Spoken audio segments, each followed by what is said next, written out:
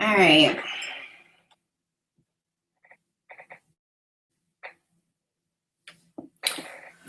The devil is a liar. So I'm gonna give you all a few minutes to hop on this, and I'm gonna try to have you off of here by 9:30. Probably sooner than that.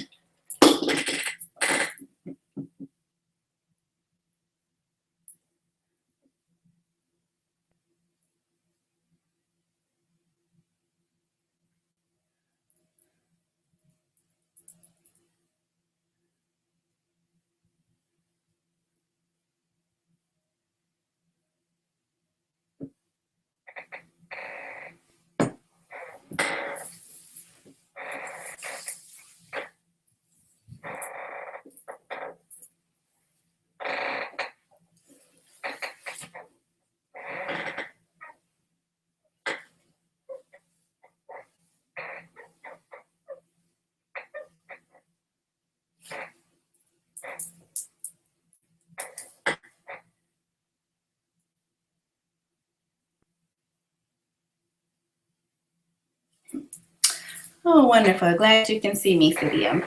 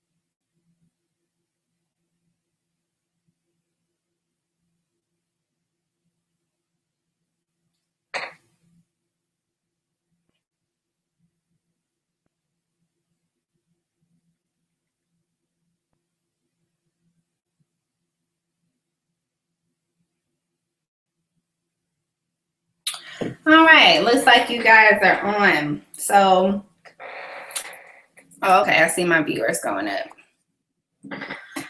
All right, so I'm sorry that happened. I don't know what's going on with the conference call line. Let me see where I was at. But basically, one of the things that I noticed with just kind of spending time with these entrepreneurs is that the mindset is just so different.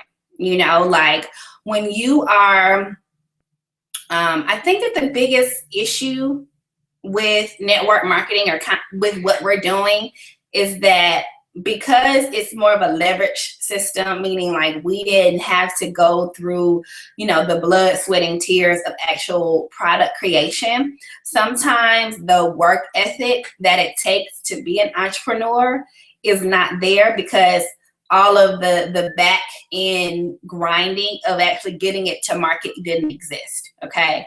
But in actuality, that's the great thing about network marketing is that we can see the level of success as the same people who did that, but minus all of that, right? So this is actually a better business model. But because that initial piece is missing, the mindset that most people have when they come into a business like this is not that of an entrepreneur. Now, that doesn't mean that all of us, come in not thinking correctly or not, trying to get on the right path. But I think that a huge percentage of people, when they join this business, really don't look at it as like a real thing or like a real company, right? And so the effort and the mindset that it takes to be successful is not there. What we most commonly see is that people kind of come in, and I'm guilty of this too. They come in and they think that this is just like some part-time side hustle, right? Kind of like comparable to you selling lemonade on the corner, or comparable to you just like slinging t-shirts by night and going to your, lawyer desk job by day. And it really isn't the same thing, right? And so to be successful in this business, you really do have to treat this thing as if you created these products yourself, okay? So just a little insight into, you know, some of the things that I saw from my friends is that the work ethic is crazy. You know, like these people are working 24/7. Especially when you're in like your first few years, 4 to 5 years in the business, even once you are turning a profit, you know, you're constantly thinking of new ideas. You know, every single quarter, they're trying to think about how they can market their service in a new way, how they can market their product in a new way, how they can get a new customer base, how they can get it on different shelves, right? And it's like, as an entrepreneur, you have that forward thinking thought process that you literally know where you want to see your company and your product in 5 to 10 years. But for whatever reason, most people in this business don't have that type of mindset. And the people that do have that type of foresight in this business are the ones that are successful. Okay. And so I say all of that to say, when you come into this business, you got to start treating this thing and thinking about this business as if it's your baby, as if, you know, the sky is the limit and you yourself are completely and totally responsible for that. Okay. And so what that means to me is that you got to have a few habits in place. And so, you know, one of the things that really shifted our culture, especially those of us that are Christians, was when that WWJD bracelets came out. What would Jesus do, right? Because it really made us think twice about every single thing we did in life, okay? And so one of the things that I want us to do so that we can really shift our mind from being workers, which is just like kind of our inherent way that we think, and sometimes we don't even know that we're thinking that way, right? We don't know that we're sitting around waiting for someone else to tell us what to do. We don't know that we're sitting around waiting to be recognized. We don't know that we're not pushing ourselves to the limit because we're waiting for someone else to push us, right? But when you have moments where you feel like you're not being where you want to be in the business, experiencing, you know, slow times, if you just kind of feel like there's no momentum, there's no more energy, or you're just like kind of stuck, I want you to ask yourself, what would an entrepreneur do? Okay? What would an entrepreneur do? And I really want you to put yourself in the mindset, if I had a product, right? If I spent a year coming up with a formula that was going to make people be able to guilt-free eat amazing dishes, right? Say that was my thing. Like, I loved eating out, but I didn't like having to digest the carbs. And I wanted to be the genius to create a product that was going to allow me to do both. So I spent 2 years doing all kind of market research on the product, finding out who my competitors were, finding out which ingredients were going to be necessary, all right? Figuring out what type of container I had to put it in, figuring out which colors were going to pop, and then figuring out how I was going to get it to market, right? If you spent all 2 years developing this product that you felt was going to really just change the lives of so many foodies and so many people that want to enjoy food guilt-free and still make health a priority, right? Because you have this bigger why, or you want to help these people. You're going to do whatever it takes to get this product on every shelf in America. You're going to do whatever it takes to get the most exposure to this product. So that means that all night you're thinking about how you can get this in front of people. You're not just limiting yourself to one way, right? If you spent 2 years creating this product, you're not just going to rely on Instagram, right? You're going to be sending out emails to editors of health magazines, to all the local vitamin shops, to every single person that you know has influence or a following. Like, you're going to be thinking of all kind of ways to get your product in the hands of someone, because you have just spent the last 2 years busting your butt trying to get this product in the hands of people, because you know that there's a demand for what you have and what people need, and you created it. And it's just up to you and your team to make sure that you all are able to see the success that you know is possible, right? And so when you start thinking of it like that, and stop thinking of it as, okay, so let's think of it from a worker's point of view. A worker's point of view are the people who basically work for the people that created this, right? So say you created this product and you hire 10 people to run your sales department, okay? And those 10 people, when they come to work, they're not emotionally invested in this product. I mean, every now and then you'll have a sales team that's part of a private company, and their success is, you know, going to affect the stock prices. And by the way, they have so much stock in the company that they're emotionally invested in this. But for the most part, Salesforce teams are not emotionally tied to the product and the creation and the blood, sweat, and tears that it took to get this product in this jar and get this formulation and all of the perfect things that make this product awesome. All the salespeople care about are the numbers, right? They're just thinking, I got to get 4 customers today, and then I got to find 3 stores that are going to sell it, okay? That's all they're looking at. And so when they come to work, they're just literally coming in, waiting for someone to tell them, okay, I need you to call these 20 people, all right? And then after you do that, I'm going to celebrate your success by giving you Salesperson of the Year, and that's going to make you go harder, all right?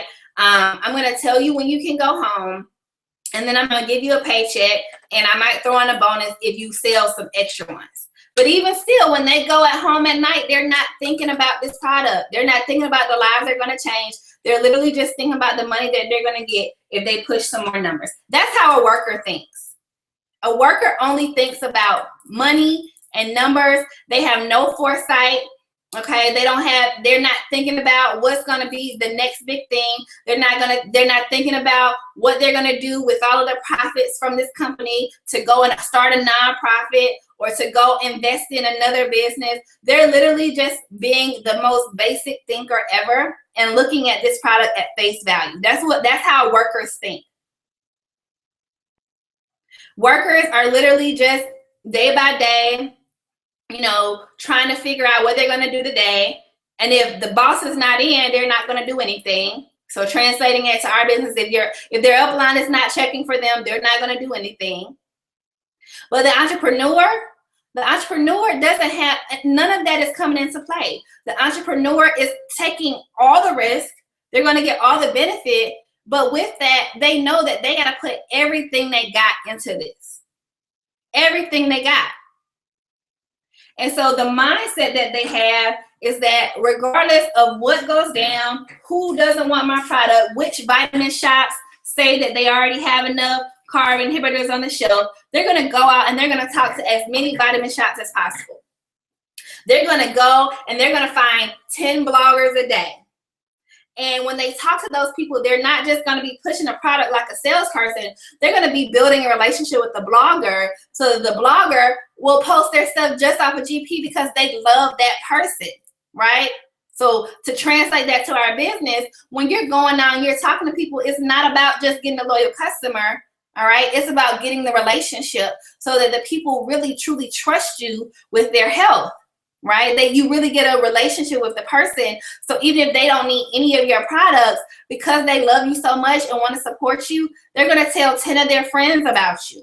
And those 10 friends are going to tell 10 friends, going to tell 10 friends. And amongst those 10 friends, you're going to find one person that's going to make you a millionaire. Entrepreneurs think differently, guys. They really do. They're thinking all the time. They're thinking long term. And they're focusing on solutions.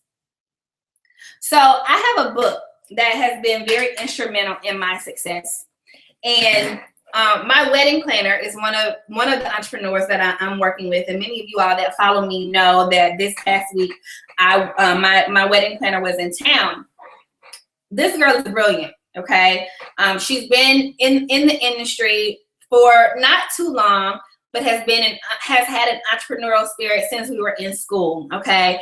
And one of the things that I noticed is that in our conversation the entire week, and it was just so refreshing for me.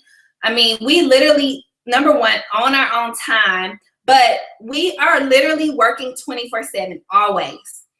And outside of just working and doing things that we love, we're always thinking about the next big thing. Like, I can't even tell you how many sidebar conversations we had about opportunities in the market, right?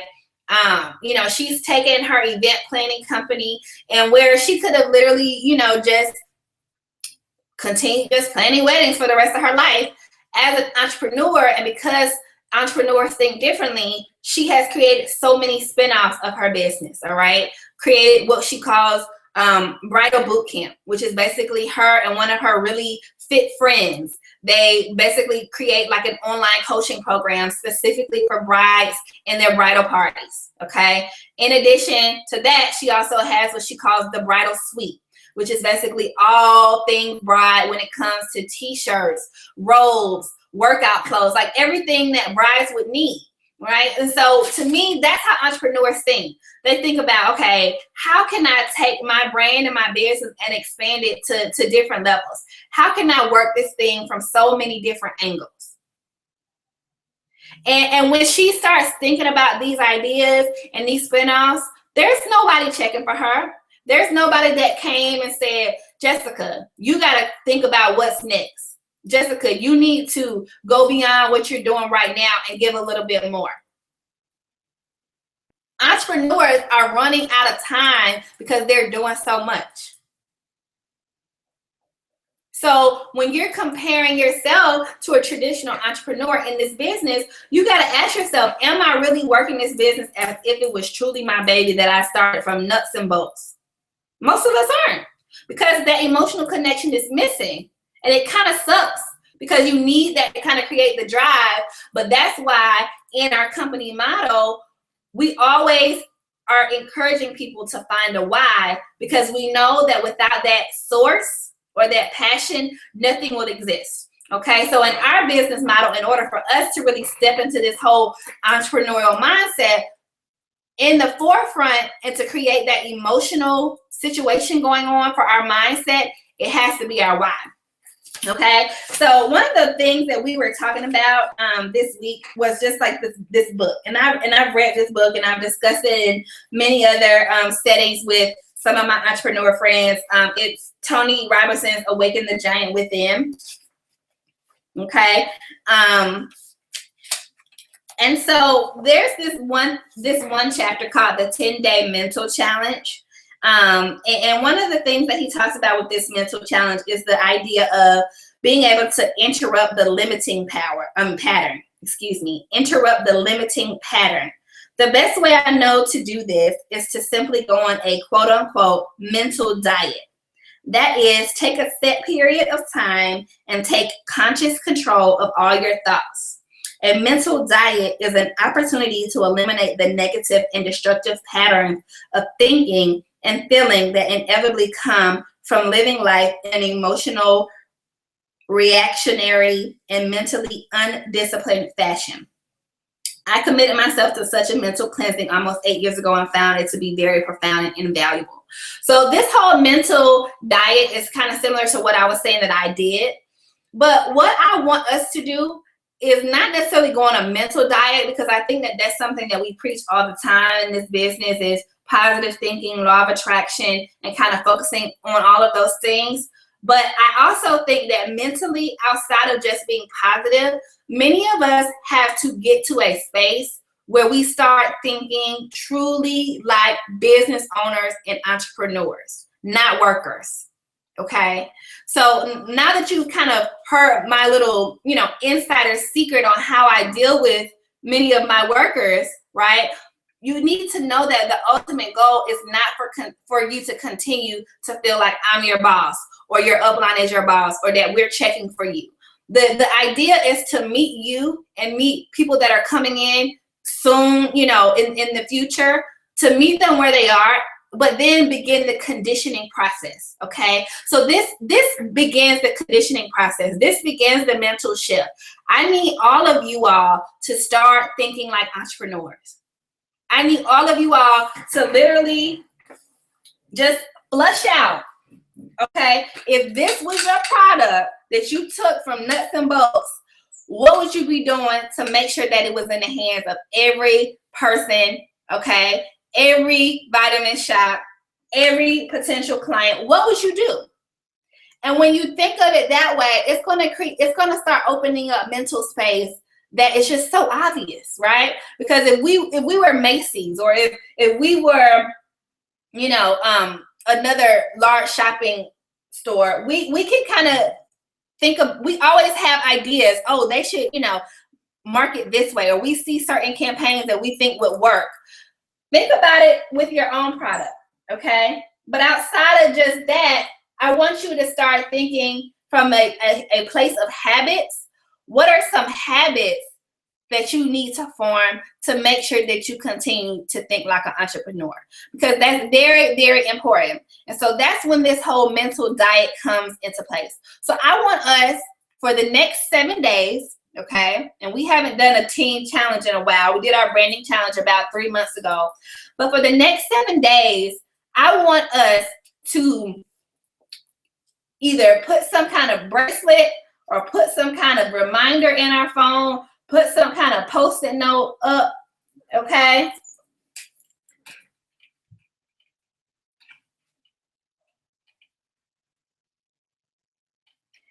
And I want it to literally say, WWAED.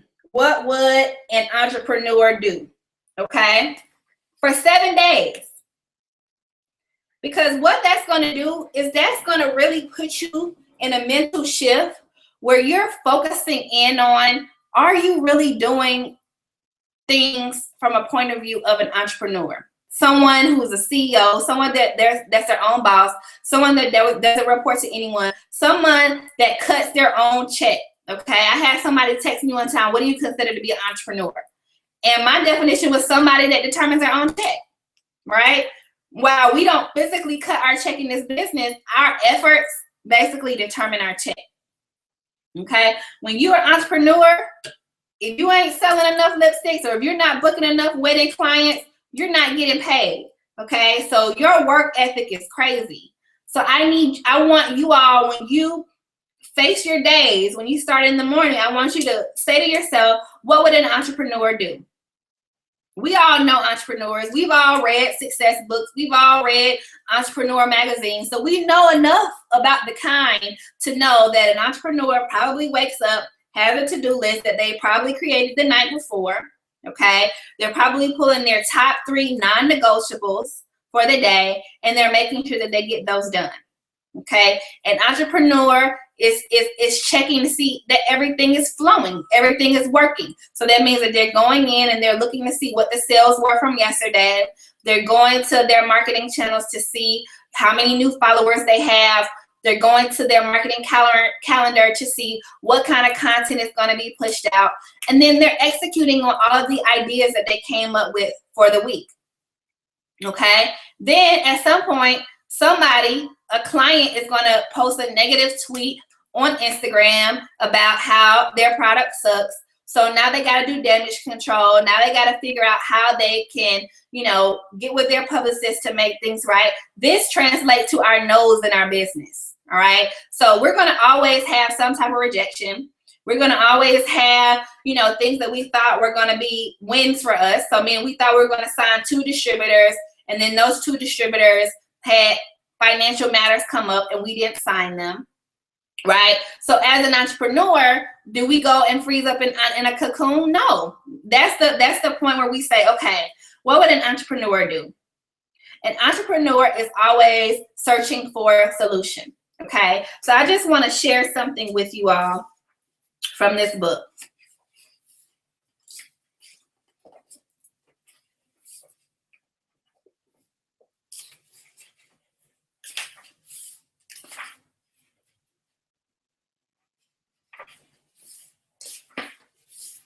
Hey, where's the page?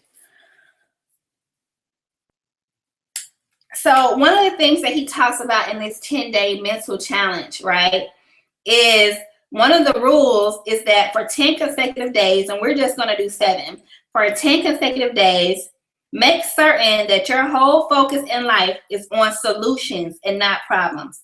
The minute you see a possible challenge, immediately focus on what the solution could be.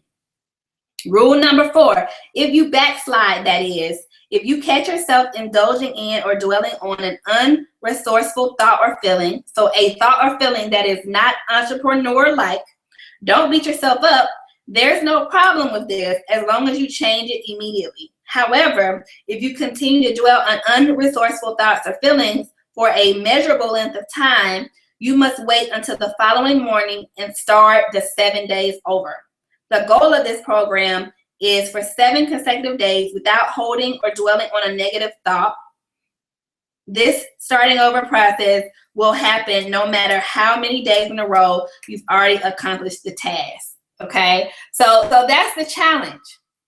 All right, we could easily say for 7 days we're going to think as entrepreneurs, but if you find yourself, you got to be honest with yourself. If you find yourself having an entire day where your actions, the amount of people that you spoke to, the way you dealt with your organizational skills or your planner, if it was not entrepreneur-like, if it was worker-like, meaning like you didn't do nothing because your boss wasn't checking for you, you got to start over. So while many of us may get through this in 7 days, some of us may literally be having a mindset shift for the next 21 days.